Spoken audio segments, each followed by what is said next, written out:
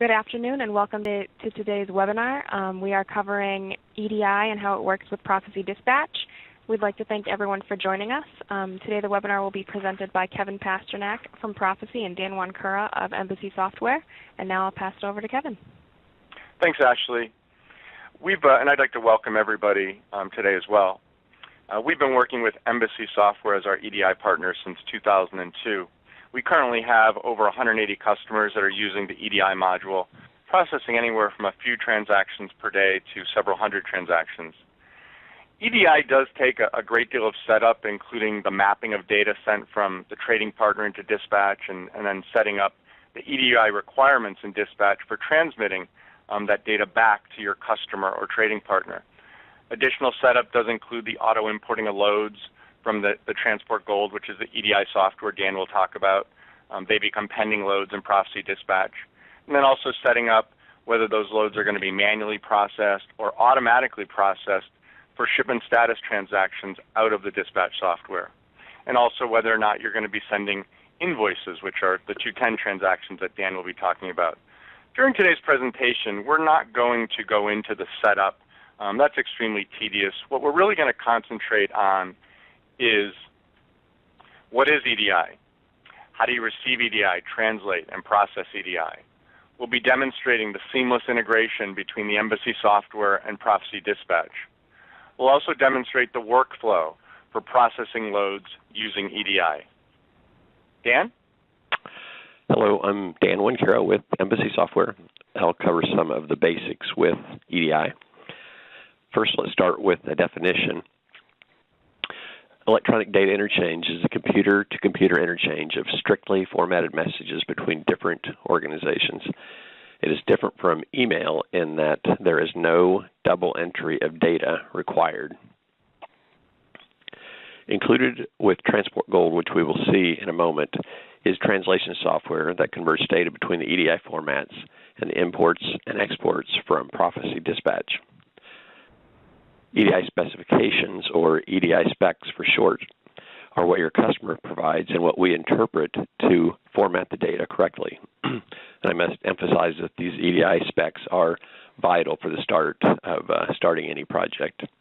And if you would like, we will certainly review those specs and explain what they mean and what they do. EDI formats, EDI specifications are all based upon EDI standards. EDI standards for North America are governed by the ASC X12 committee, of which Embassy Software is. The basic EDI transactions supported with Prophesy are as follows. First, the load tender, or 204, is basically an offer of a truckload order received from your customer, which you can accept or decline. This is closely tied with the tender accept or decline, or 990, which is your response of acceptance or non-acceptance of the tendered order. This is generally a response time. There is generally a response time requirement of 1 to 2 hours to return the 990 accept or decline. If it is not responded to in this time frame, then the shipper may pull the transaction back and offer the load out to another carrier. The 204 coupled with the 990 is a very time-sensitive process, so it's particularly important to pay attention to that. Shipment status, or 214, is actually made up of several appointment and status events from pickup to delivery, all of which can be sent near real-time if desired. We've configured the system and worked with Prophesy over the years to automate and streamline the 214 process, and so it's a pretty good process at this point in time, and we'll talk more about this shortly.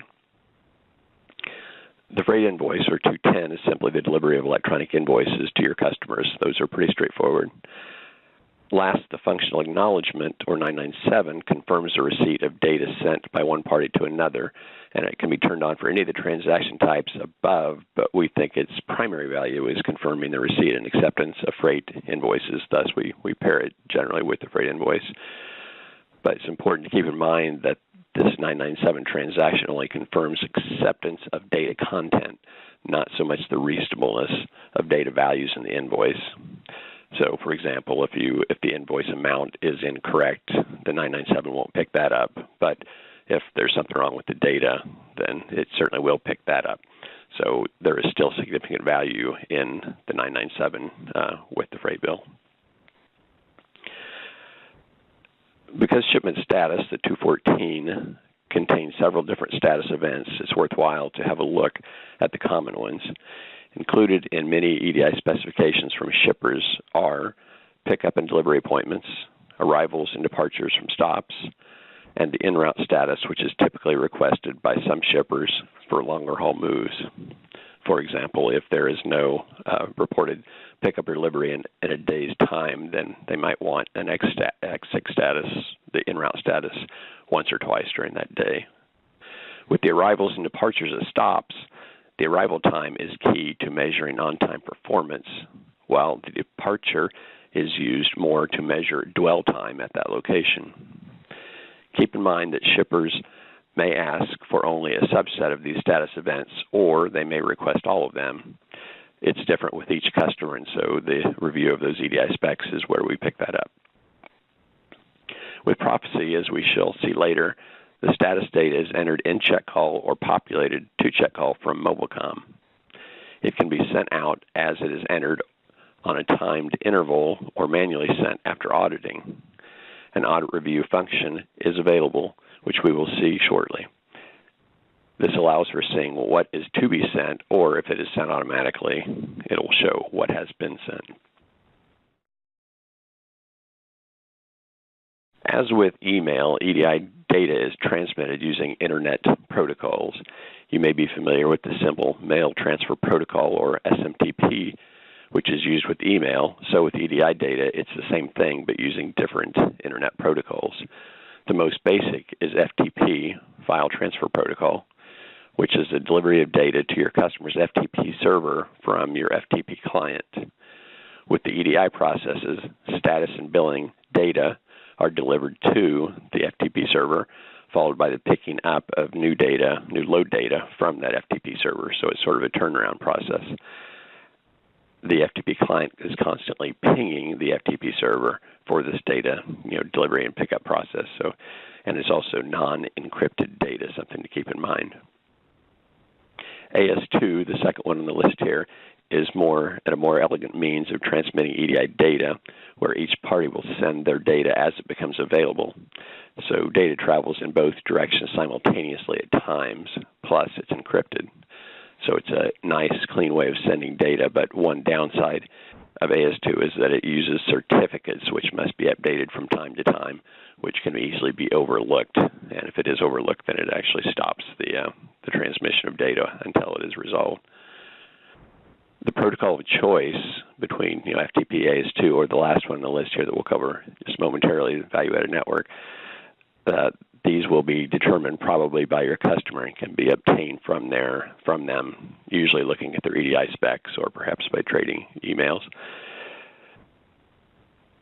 Using these methods to transmit data includes no monthly charge, that is the AS2 and the FTP, but it does require self-monitoring to some degree. There is no network visibility of data sent or received unless offered by your partner's system, nor is there outside monitoring of data transmissions. A simpler method of handling EDI transmissions is to use a value-added network, the last on the list here,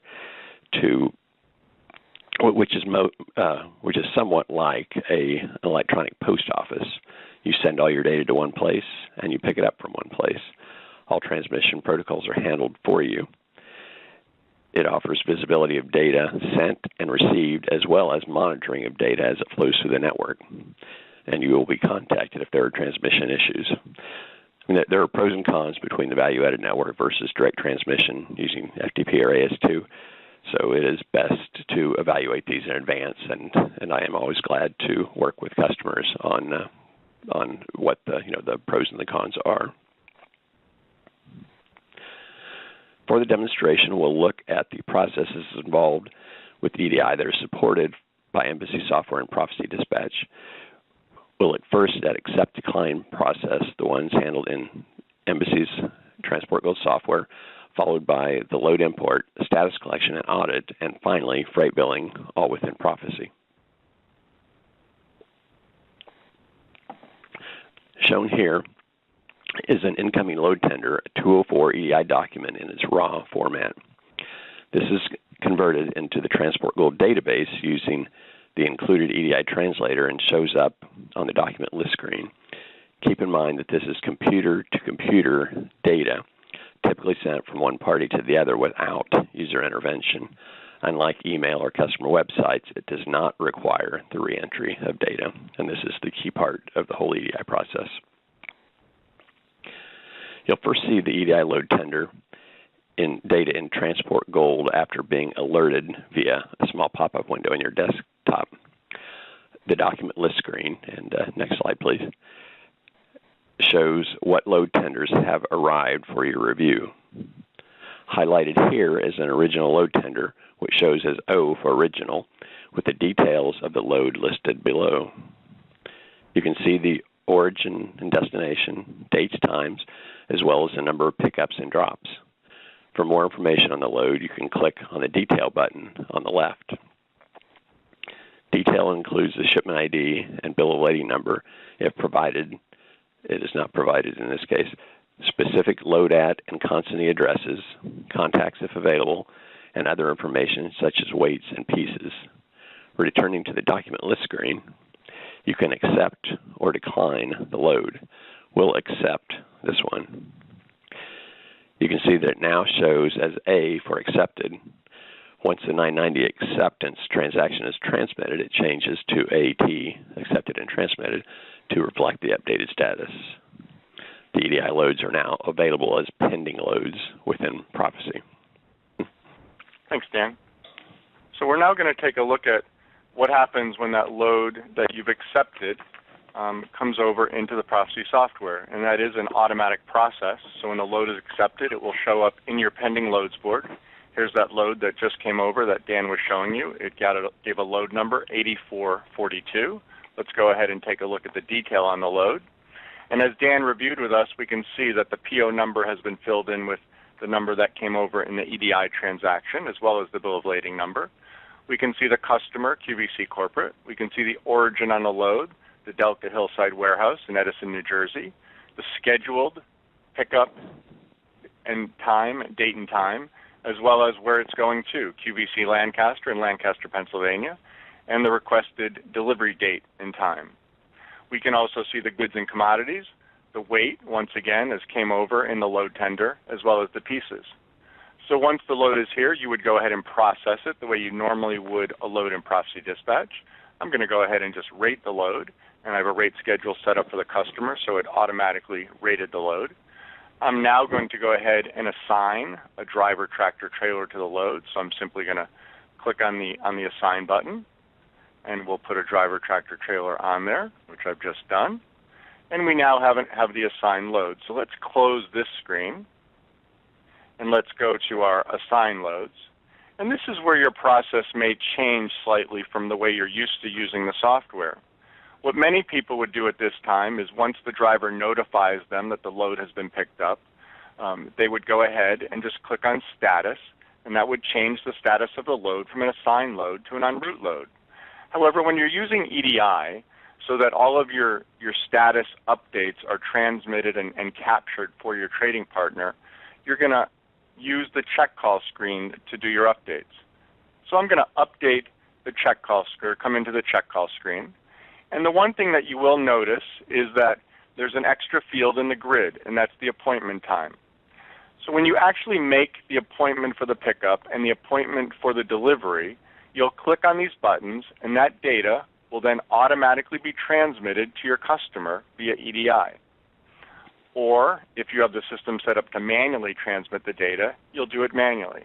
So I'm going to come in here, and I'm just going to come in and say we scheduled the appointment for this morning at 10 o'clock for the pickup. And we'll change this, and we'll make this 10 o'clock as well. We could have done the same thing from the booking screen, and we'll go ahead and confirm that. And we'll go ahead and just confirm a delivery time for this afternoon as well. So once again, we would have contacted where we're delivering to and gone over this information with them. And we'll save that. So now in order to generate the confirmation via EDI, I'm simply going to click on the appointment confirmation, and it's telling me that an EDI appointment is being made for 10 o'clock this morning. Shall I continue? Yes. And I'm going to go ahead and confirm when the delivery is going to be made as well. Yes. And so those items have now been sent to our customer, confirming that information via EDI. When you get notified from the driver that he's arrived to make the pickup in Lancaster, we would go ahead and we would select Arrived. We'll select the origin, Edison, and we'll go ahead and click Save. And now we can see that in the grid, it is entered that the dispatcher entered an arrival check call and the date and time when it was entered. We'll also notice next to the pickup location in Edison that the actual arrival time has been captured in there as well. When we're notified by the driver that he's actually made, that he's loaded and he's leaving, once again we can capture that. So we'll capture the departure time from Edison, and we'll go ahead and save that. And once again, down on the grid, we can see that the dispatcher entered a call today at 9:22, and it was a departure, a departure call. And if we look at the actual departure time for our pickup, we can see that that date and time is now filled in. As I said earlier, if you have the system configured to automatically send this information to your customer via EDI, it's all been transmitted. However, if you choose not to send it automatically, you would go into the EDI status screen and you would transmit it manually. And we're going to take a look at that in just a minute. Before we go there, however, if you are using any type of mobile communication, whether it be OmniTrax, Rand McNally, PeopleNet, Teletrack, or our solution SkyTrack, the driver can simply enter the pickup times, the delivery times, into the mobile device. That information automatically flows through to the dispatch system, updates the check call screen, and that would go ahead and trigger the EDI transmission. So you would not have to do this manually. Let's close the check call screen, and let's go into Operations. We'll go down to EDI. We'll go to Shipment Statuses, and we're going to take a look at the Shipment Status screen. And normally when you would come in this screen in an operational mode, you would see a list of loads that you've already processed. And as far back as that history goes, is based on a preference setting for how many days you want to see or how many transactions or loads you want to see. Anything that had not been processed would be showing in red. Anything that has been processed is going to show in green. So we can see the load that we've been working with, load 8442. We can see it's in green, and once again, that's because my system today is configured to automatically process the transactions. We can go in and take a look at what transactions have been processed by clicking the down arrow. We'll click on History, and now we can see the history of what's been processed. And we can see here the status code AA, which was the pickup appointment that was sent, X3, which was the arrival at pickup that was sent, AF, which is the departed pickup, once again, has been sent, and the AB, which is the delivery appointment that's been sent. Now, if we were in this screen and we manually wanted to update some information, we could certainly do that. One thing we might want to send, if our customer required that, is an en route to delivery location, so an en route check call. So we could select the en route, and then we could update the date and the time. And if we wanted to manually put in an ETA estimate for the delivery, we could do that. The other item that you can also send to your trading partner is reason codes, meaning exceptions. Why did the driver leave late? Whatever the exceptions are. And these are all codes that are provided to you as part of the EDI spec. We'll go ahead and close this, and we'll close this screen. And what I'm going to do now is I'm going to go back into the check call screen. And let's say we got our call from our driver that he had made the delivery in Lancaster. So I'm going to, or he had arrived to make the delivery. So I'm going to select that, and I'm going to select the QVC, and we'll go ahead and we'll save that. And we can see that once again an arrival call is entered in here by the dispatcher, and we can see that was at 9:26 local, and we can see that time is filled in under actual arrival. And the last call, of course, that we would get would be from our driver saying that he has actually made the delivery and he's leaving that location. So we'll capture that and we'll save it. The system is now telling me that all stops are complete. Do I want to complete the load? I'm going to say yes, I do. And the load is now completed. So we've gone through all of the 214, which are the shipment status updates that are required for this customer or trading partner. What I'd like to demonstrate to you now is how you would do your billing via EDI. So the process is very similar to what you're used to doing today in the system. I'm going to do accounting, print post freight bills. I'm going to select the load that we just did, 8442. I do want to point out that you would certainly can process multiple invoices at a time, just like you can do in the system today. We just have one load in here for QBC, so we're just going to process the one load or one invoice at this point. Down at the bottom, we can see all the charges that exist for that load, just as you can do today. If we want to make any adjustments to those charges, we would do that. Let's go ahead and take a look at that invoice. Now, we can look at it, but we do not have to print the invoice because we're going to transmit all this information via EDI. So I'm going to close this. It's going to ask me, did it print correctly? Even though we didn't print it, I'm going to say, yes, it did. And I'm going to click on Post. And I'm going to click on Post because I'm still going to send this over to QuickBooks, which is the accounting system I'm integrated to, because I do want to certainly track that receivable.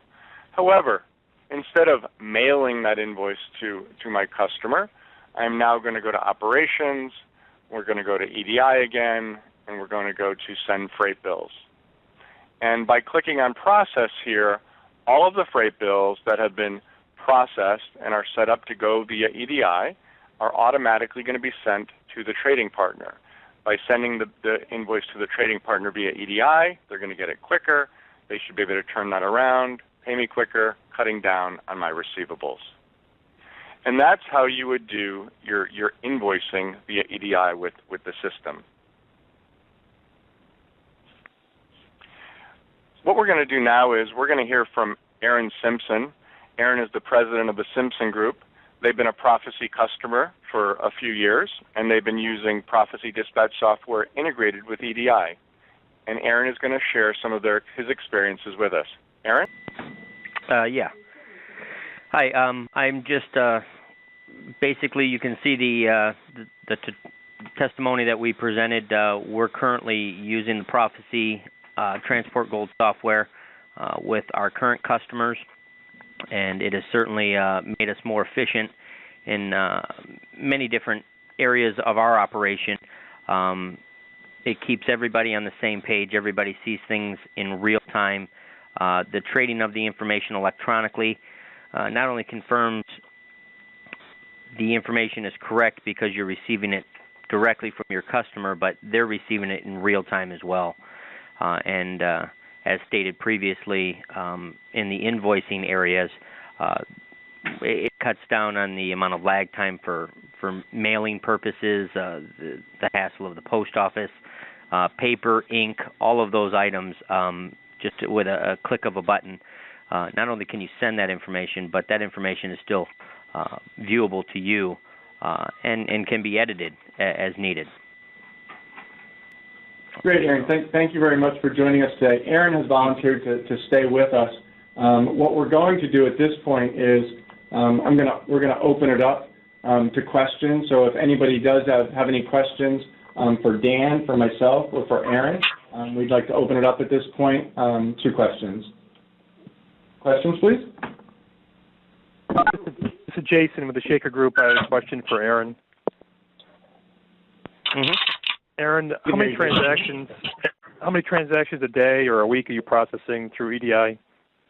I'm processing, in regards to my load information, I'm processing as many as 25 separate loads per day.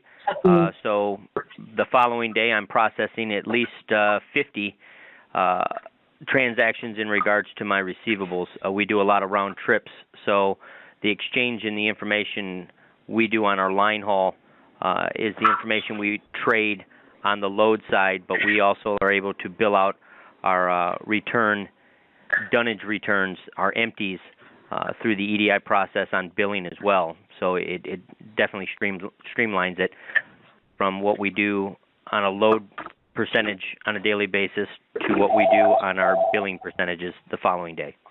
And on those loads, Aaron, I would assume that you have multiple transactions on each load, that you're doing arrivals, departures, maybe on route calls as well?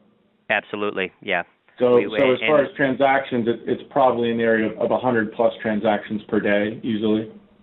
Yeah, you can count on at least 5 transactions for every load as you're going to do an arrival, your load information check call, your en route check call, your arrival at your destination, as well as your departure. So those are your standard transactions that you're going to do, as well as any check calls, which are a required definition as well for us with our customers, and we do that through the SkyTrack. Aaron, did you elect to go on EDI as a company, or did the customer demand it? It was not a demand.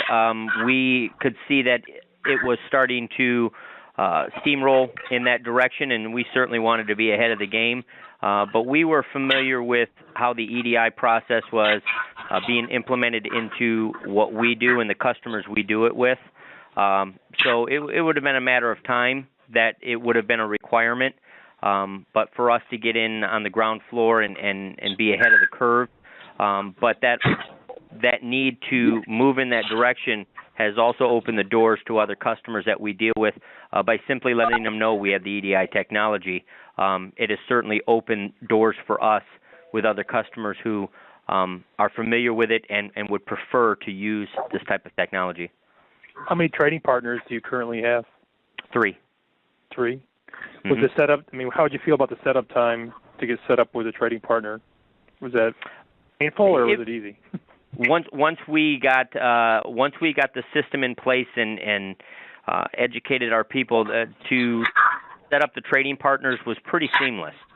The initial startup was a little bit difficult because with the customer we implemented this with, it was a new process for them as well. So there was a lot of a tick and tack as to how they wanted to receive the information and how they wanted us to send it. So there was an adjustment period, but that was more so based on customer needs and requests. Okay. Dan, is there anything that you would add to that as far as setup and implementation and the testing process that goes on when setting up a new trading partner? I'd say, as we've become, since we've worked together for a long time, we've become very familiar with the Prophesy interfaces and how to work those. So we can usually get something set up pretty quickly. If the shippers are on board who are testing, if they're familiar with EDI, and then if everything is a go on the carrier side, we can get testing done very quickly, and then get it to a live state. So it does depend on a few things, but provided everyone is willing, then it goes fairly quickly. Thank you, Dan. Are there any other questions? Yes, I have a question for Kevin. Do you have an option to auto-accept load tenders? Dan, do you want to take that? Yeah, we have a preference. If you want to do auto-accept, then we have a preference you can set to automatically generate that 990 and send it out. So the answer to that is yes, we do.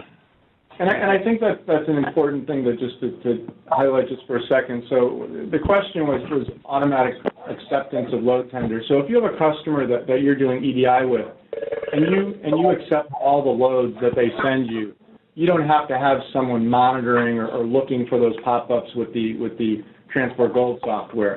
The entire process can be automated. So the load is tendered, it's auto-accepted, the acknowledgement is sent, and then the load automatically then processes and comes right into your Prophesy software and becomes a pending load. For those of you that have been using EDI for a while, you may be saying to yourself, well, hold it a second, we don't have that automatic interface. Loads do not come into the Prophesy software automatically.